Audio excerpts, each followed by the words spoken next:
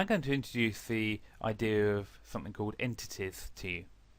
Entities are a way of being able to include in your HTML document characters which are either wouldn't normally be allowed or perhaps aren't available on a standard keyboard. So let me show you what I mean by this.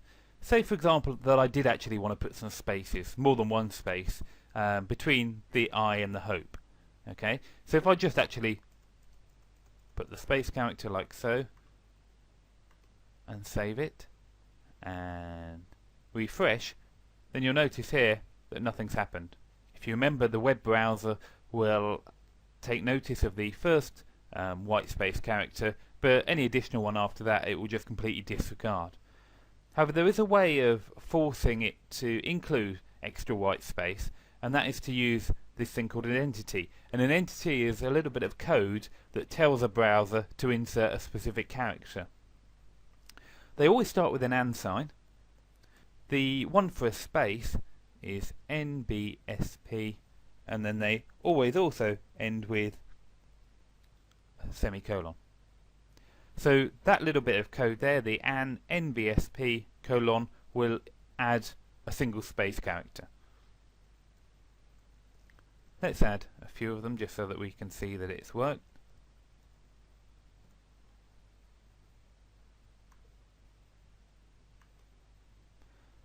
And refresh it, and there we go. So it's now added those extra space characters.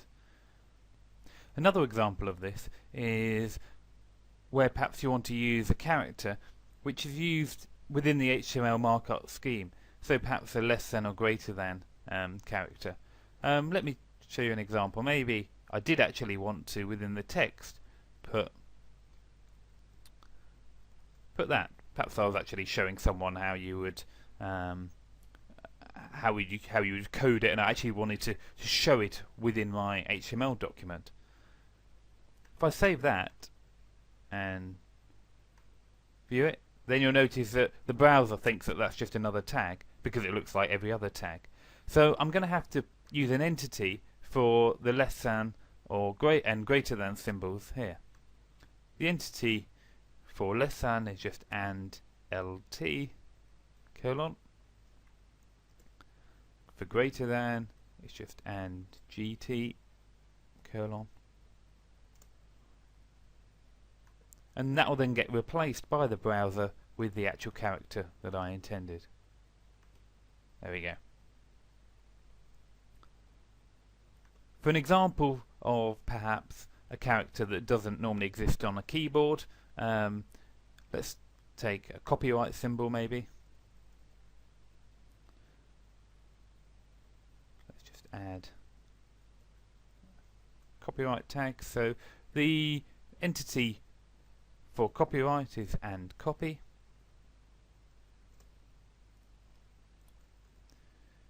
There we go, copyright of me.